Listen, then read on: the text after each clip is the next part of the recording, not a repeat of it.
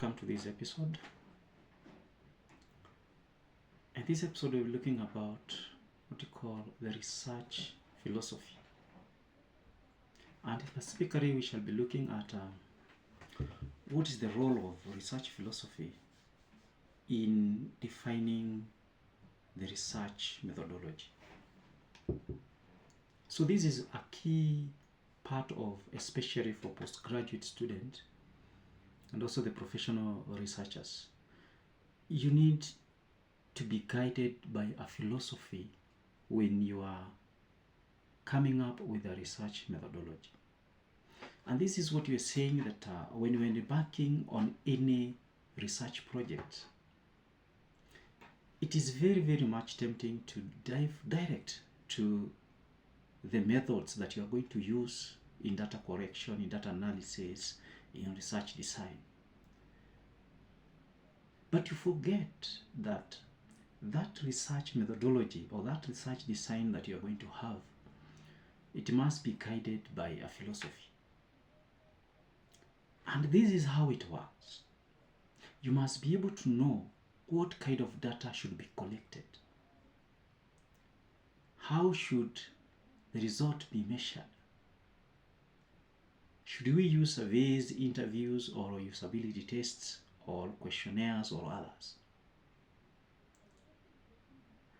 But however, before embarking on these decisions, because this is the first decision that you make, the type of the method that you're going to collect the data, how you're going to measure, how you're going to interview, to do surveys, to set questionnaires, either in person or online. But before you make that decision, it is very essential to take a step back and consider the bigger picture. And the bigger picture is this: what is your research strategy? And the research strategy is derived by the philosophy that you are going to adopt. So any research methodology must be guided by a research philosophy. And over the experience and the time that I've been there, I have seen many postgraduate students. They cannot be able to define the philosophy that they have adopted in their research methodology. Or they totally forget about it. They don't put it in their research. And this is a big, big mistake. So today in this episode, I want to invite you, we move step by step. We try to understand the different philosophies that we have and how they can guide us in deciding the research methodology that we are going to have for our dissertation, for our thesis, and for our research project. So, a research strategy just goes beyond the method and tools that you are going to use. That strategy that you're going to use, the research strategy that you're going to use, it goes beyond the method that you're going to select and even the tools that you are going to use in your research methodology. So it includes the philosophical assumptions guiding the entire research process. So the research philosophy that you're going to adopt is very important because it has the assumptions that is going to guide the entire research process, from the data collection to analysis to even how you are going to do your findings and report. So the research philosophy that you're going to select, it is going to shape how you perceive the reality, what you believe can be known, and how you think knowledge is constructed. How do you perceive reality? What is it that you see it is reality? How is reality formed? How do you believe in that is known? And how is that knowledge is constructed? So it's a very, very important part of research methodology that you need to understand, and it is supposed to guide you in coming up with your research methodology. And we are saying in simple terms that it forms the foundation for everything that follows in your research. So it forms the foundation of everything that is going to follow in your research. So in this episode, we shall try to explore the 4 philosophical approaches, which include the Positivism, Interpretivism, critical theory, and also Postmodernism. And also try to explore the concept of ontology and epistemology and how they influence the way the researchers collect, analyze, and interpret the data. And also we're going to try to highlight how the interpretism approach, specifically the recursive approach, can be particularly useful in your research. So we're going to see those at least 4 philosophies and how they contribute in guiding you in your research process. So let's start by trying to expound upon this philosophy to understand what they are and how they can guide us in understanding more how we can be able to do a very quality and outstanding research methodology that will guide our entire research process. So what is the research philosophy? That is the big question that every researcher should be able to answer and be able to understand, so that when you are constructing your research methodology, you have an understanding what guides your research methodology.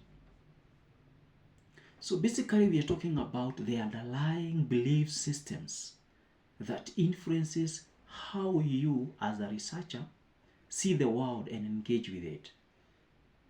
How do you see the world? How is the reality created? How is the knowledge created? That is what you are looking. How do you engage with the world so that you can create the knowledge? So it essentially is just the lens with which you interpret the reality. How do you see the reality? What is it that you see it is reality? How is knowledge generated? How do you use theory to support your methodology? That is basically what is philosophy. It is the lens at which we are able to interpret the reality, generate knowledge, and use theory to support your methodology. Because at the end of the day, your research is supposed to generate knowledge. It's supposed to be used to solve the world problem. So how do you see the world? So you're looking at that lens, how you see the reality and interpret the reality, and how knowledge is interpreted. So this is a very important concept in philosophy, how knowledge is constructed. And your philosophic stand determines 4 important aspects. And so we have 4 aspects in which the philosophy that you are going to adopt will have a stand on. 1, what reality is. How do you interpret the reality? And this term comes from what we call ontology. And it refers to your beliefs about the nature of reality. How do you see the reality? What is your belief in that which you call the reality? Is there a single objective reality? Or is reality constructed through human experience and perceptions? How is that reality created? So the way you believe that reality is created, it is what we call the reality. So do you believe in external measurable world, or that reality is subjective and change based on social interactions? So the way we interact with others, the way we interact with the nature, with the world, is that how the reality is created? Can it be measured? What is your understanding about the reality? So that when you're interpreting your data, you're able to bring that concept, that reality about how you see the world.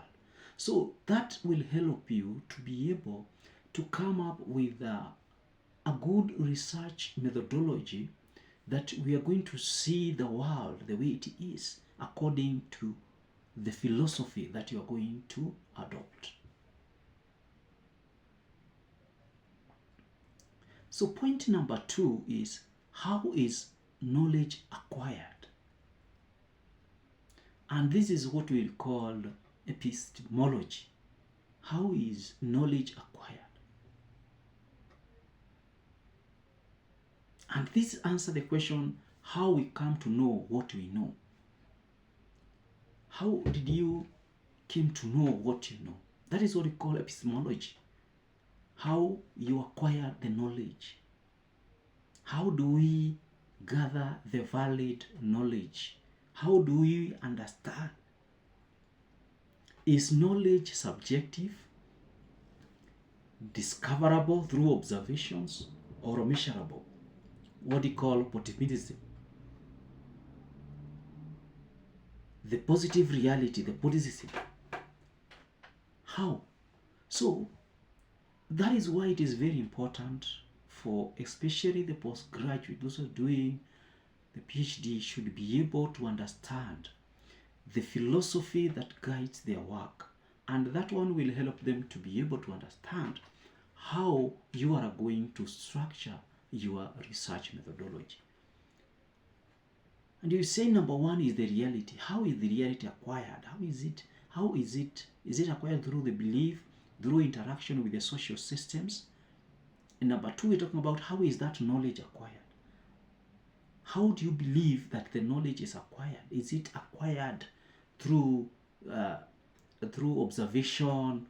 How subjective is it? Is it objective or subjective? Point number 3 is, what theory should I use? So your research philosophy also influences the theoretical framework you choose to interpret your data.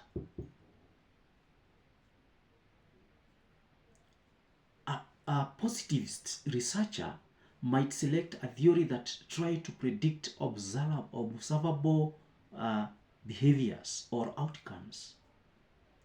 That's the researcher who is positivist, trying to select a theory that will predict the behavioral observable outcomes. While an interpretivism researcher would choose a theory that helps to explain the subjective meanings behind those behaviors. So the question is, are you a positivism or interpretism in your paper or in your work? What kind of philosophy are you adopting? How do you see the reality? How do you understand how the knowledge is acquired? How do you use the theory to interpret your data? And we are saying the critical theorists may adopt a framework that focuses on uncovering power imbalances. And postmodernisms often prefer theories that highlight multiple fragmented realities. So that is why the philosophy is very important, because it guides how you are going to interpret your data and gives your findings. And point number 4 is, how should I approach the relationship between the theory and the practice? Remembering that you are supposed to answer the questions, the objective that you have adopted, and therefore, then how should you approach the relationship between the theory that you have approached and the practical scenario that is in the ground? And this is what we call the methodology that you are going to adopt, which is the practical application of your ontological and epistemological beliefs, whether Positivism or Interpretivism beliefs. So it guides you how you are going to collect the data, analyze it, and applies the findings to solve the problems or to develop a theory.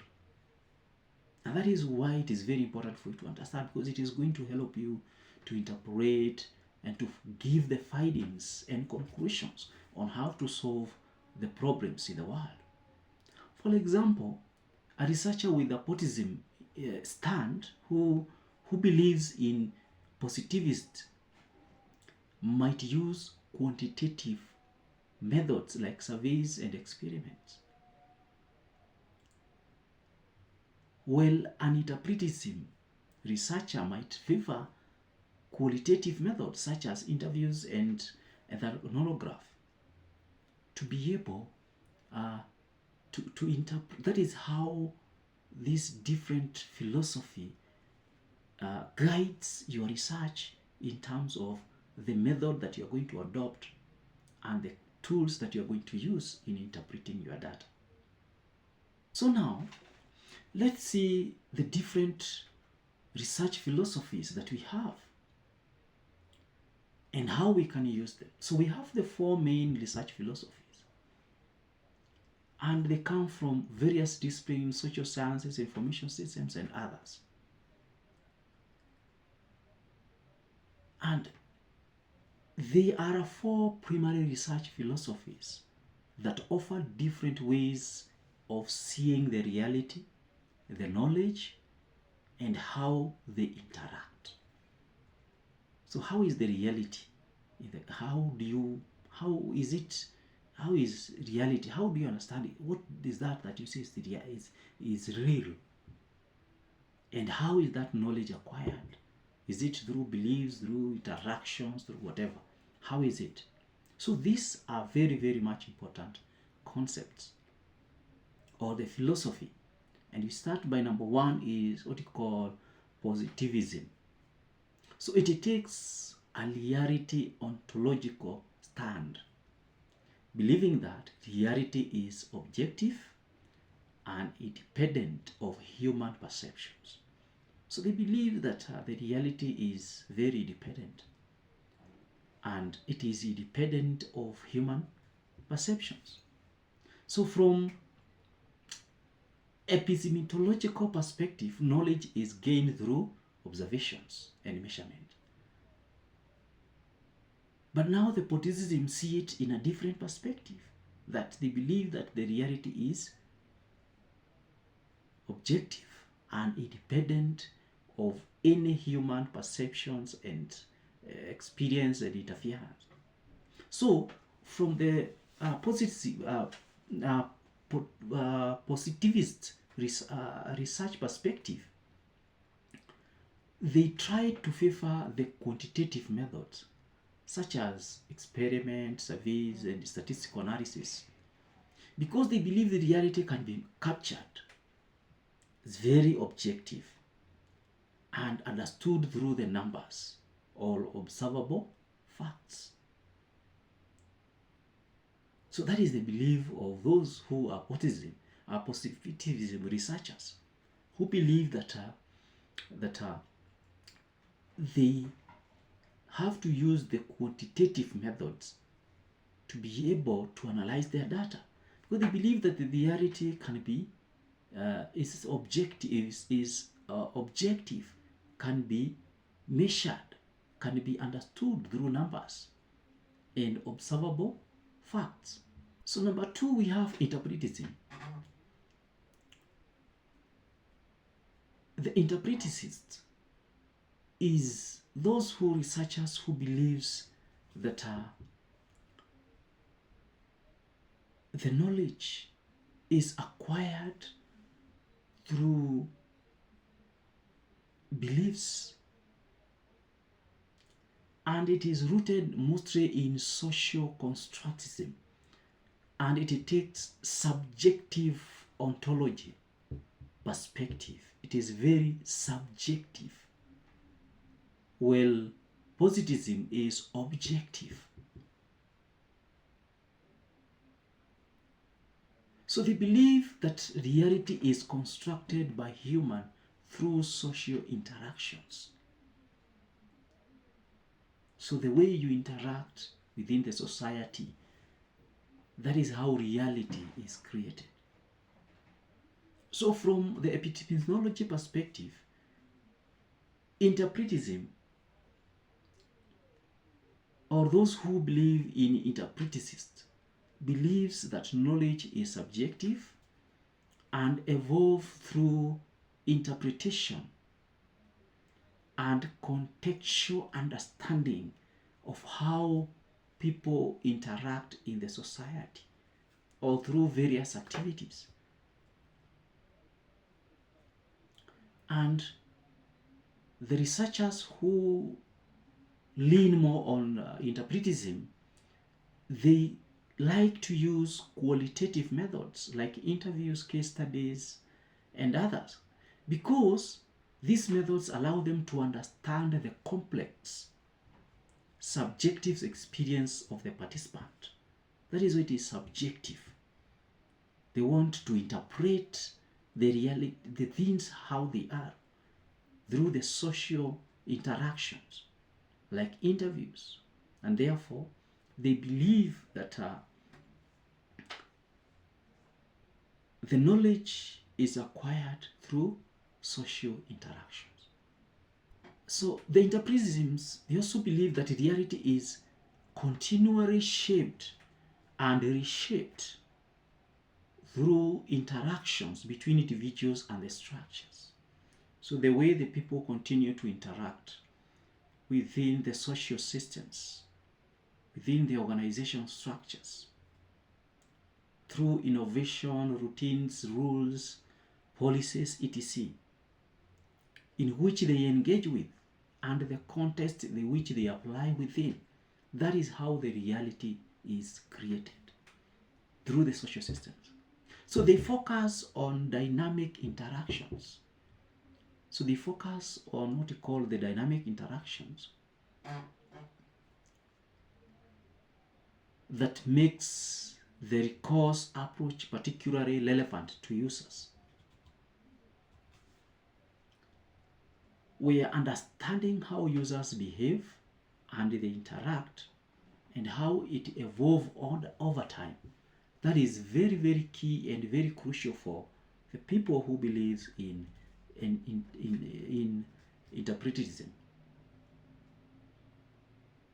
So it's very, very key for them to if the researchers who believes in this philosophy, they believe that the reality, the knowledge is created through how we interact with the different systems, the different structures within the society, and through the social systems.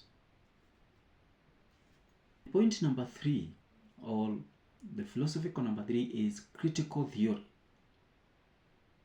And this one takes the historical and critical ontology perspective, believing that reality is shaped by the power structures and that knowledge is inherently tied to social justice and emancipations.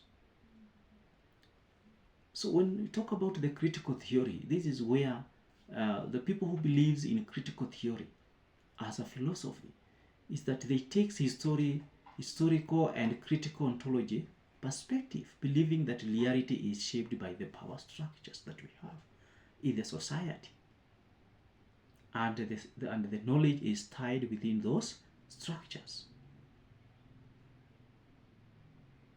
So the epistemology about the critical theories, they seek to uncover hidden power dynamics and the challenge in the social norms. They try to challenge the status quo. So those people who believes in critical theory, they try to challenge the social status quo or the social norms.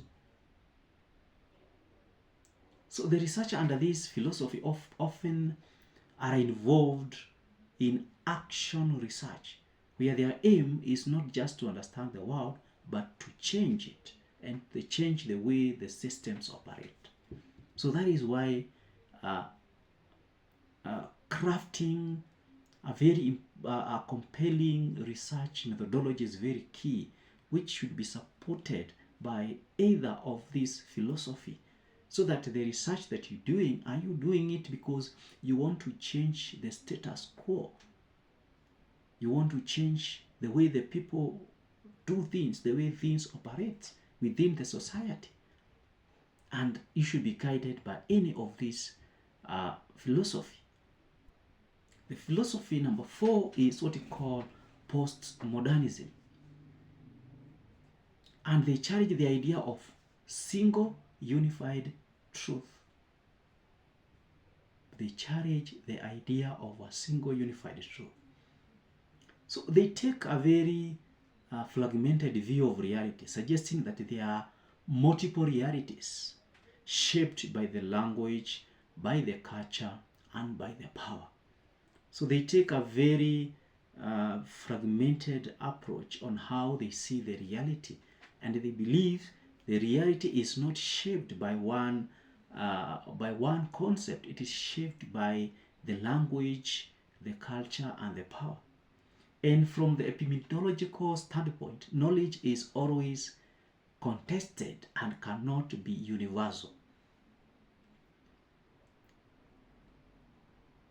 And the research in this area tend to deconstruct using narrative analysis or discourse analysis to uncover the unstable and contested nature of the meaning. So this is what's called the postmodernism. Those who believe in that. So who believes that the reality is shaped by different languages, the culture, and so many other factors within the society. And they tend to shape their methodology in terms of narrative analysis or discourse analysis. And I have talked more about discourse analysis in the other video, how it is done and how important it is. So the other part is, how does research philosophy shape methods of data collection, analysis, and reporting? Well, that is a very important part. Because at the end of the day, when you are coming up with a research philosophy or the research methodology, is to help you to be able to understand how you're going to collect the data, how you're going to do the analysis, and how you're going to report. So your research philosophy perspective, or the stand that you're going to have, or the research philosophy that you're going to start with, will directly impact your research methods you choose.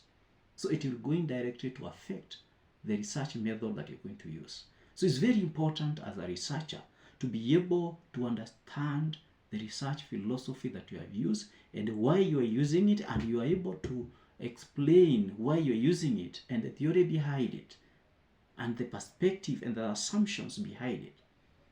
For example, those who believe in positivism, those researchers who follow the positivism research philosophy, it leads to quantitative research methods such as surveys, experiment, statistical analysis, which aims to capture numbers, objective numbers, numerical data. Those who follow interpretism, they lead to qualitative research methods like interviews, focus groups, which aims to capture the subjective experience of the participant and the reality. While those who follow the critical theory leads to what we call emancipatory research, where the researcher engage with the participant to challenge the power structure, to challenge the status quo. And the last one, those who follow postmodernism might involve in what we call the narrative analysis or discourse analysis to examine the multiple interpretations of the reality, either in language, in culture, in the way things are done within the society. So for the researcher, it is very, very critical to understand the philosophy that you are going to adopt, because it is going to guide your approach to understanding the behavior of your participant and how your research is going to evolve. So you should be able to ask yourself, are you aiming to measure the observable behaviors, that is positivism, or are you seeking to understand how the user experience and interpret a product or a service? That is what we call interpretism. Are you going to interpret something?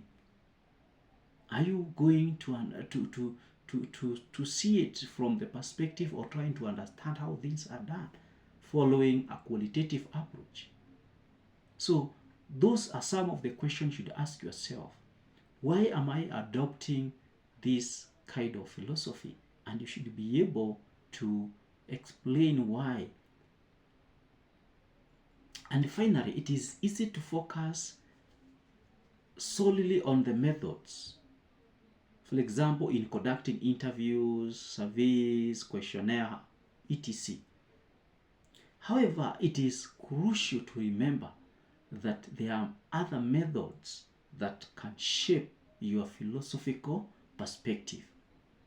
So before choosing the method that you are going to use, you should ask yourself these three questions. What do I believe about the reality? What is your belief in the reality? And that will take you either to be positivism, interpretism, critical theory, or postmodernism. How do I believe? Question number 3. How do I believe knowledge is constructed? Is it objective or subjective? Is it through social interaction or what? Number 3.